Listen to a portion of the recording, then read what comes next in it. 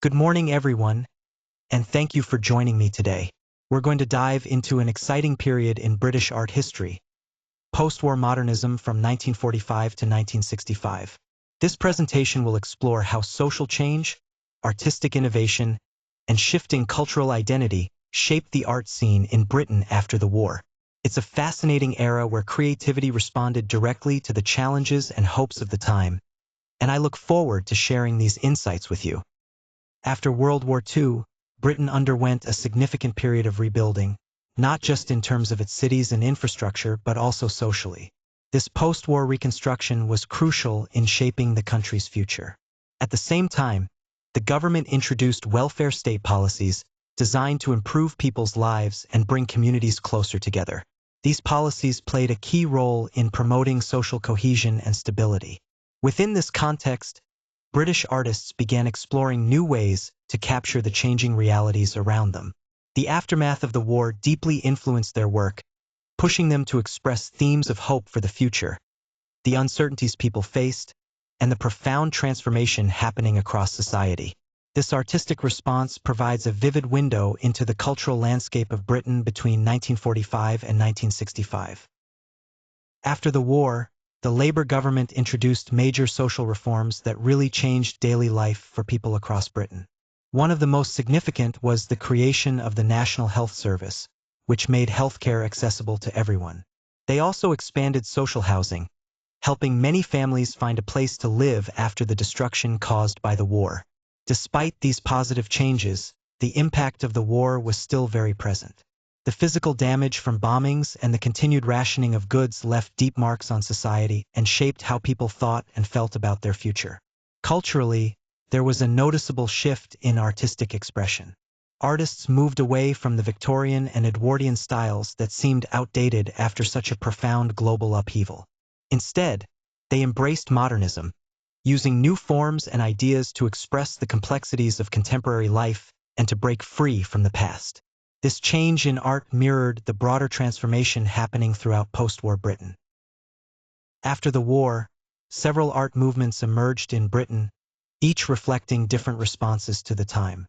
Neo-Romanticism, for instance, focused on creating emotional and often moody landscapes that captured the psychological impact of the war. It was a way for artists to process and express the deeper feelings stirred by such a tumultuous period. Moving on, Abstract Expressionism brought a new approach by emphasizing raw, dynamic human forms that conveyed inner experience rather than realistic representation. This movement was all about emotion and spontaneity.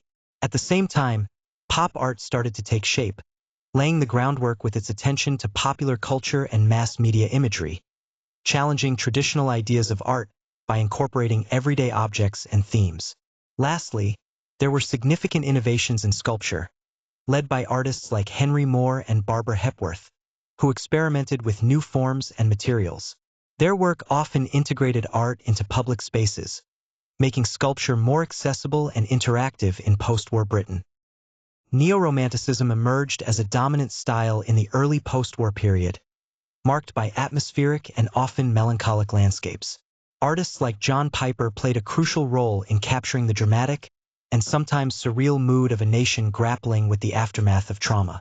Their work skillfully blended romanticism, abstraction, and realism, all in a quest to convey deeper emotional resonance. This art closely reflected Britain's transforming environment during those years, embodying the country's collective experience. Stylistically, Neo-Romanticism is recognized for its moody, atmospheric scenes that evoke both melancholy and a striking, almost dreamlike quality. Let's take a closer look at some key artists and their signature works that have made a significant impact. First, Francis Bacon is renowned for his distorted and visceral human figures, which powerfully symbolize existential angst. His work really captures deep emotional turmoil. Then we have Henry Moore, whose monumental sculptures have become iconic public artworks. He focused on organic forms and the way they interact with the space around them, creating a strong sense of presence. Barbara Hepworth also explored this harmony between form and space, but through smooth, abstract, and organic sculptures that evoke a sense of calm and balance. Moving on to Lucian Freud, known for his intense psychological portraits that reveal the complex nature of human character, drawing viewers into a deep emotional connection. Lastly, Eduardo Paolozzi was a pioneer of British pop art, famous for his innovative collages that merged popular culture with industrial imagery, pushing the boundaries of art during his time. Each of these artists brought something unique to the table, shaping modern art in powerful ways. Henry Moore transformed British sculpture by focusing on simplified, abstract forms that really connect with their surroundings. His large-scale public pieces invite us to interact with them and reflect, drawing inspiration from natural shapes like bones and stones, which gives them a timeless quality. On the other hand, Barbara Hepworth concentrated on the purity of form and material, crafting sculptures that blend seamlessly with both landscapes and architectural spaces. Her work played a key role in redefining sculpture's place in public and urban environments, showing how art can enhance and harmonize with its setting. Together, Moore and Hepworth reshaped how we experience sculpture in the world around us. The post-war modern art period was truly foundational for British contemporary art. It set the stage for key movements that followed, like the pop and conceptual art scenes of the late 1960s. One of the lasting impacts of this era is the creation of public art icons that not only became symbols in their own right, but also fostered a strong connection between art and community spaces. What's remarkable is how this period embraced such diverse approaches, greatly broadening the ways artists could express themselves.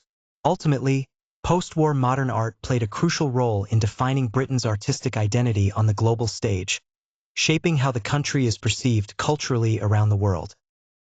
Post-war modernism marks a truly pivotal moment in British art history, where a significant transformation took place. What makes this period particularly unique is how it managed to blend international modernist influences with a distinctly British perspective.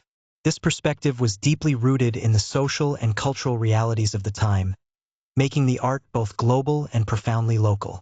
The works created during this era were a direct response to the upheaval and renewal experienced after the war, signaling a clear shift toward new, modern forms and ideas. Importantly, the impact of this movement hasn't faded. The concepts and artistic approaches introduced then continue to shape creative practices and cultural understanding even today.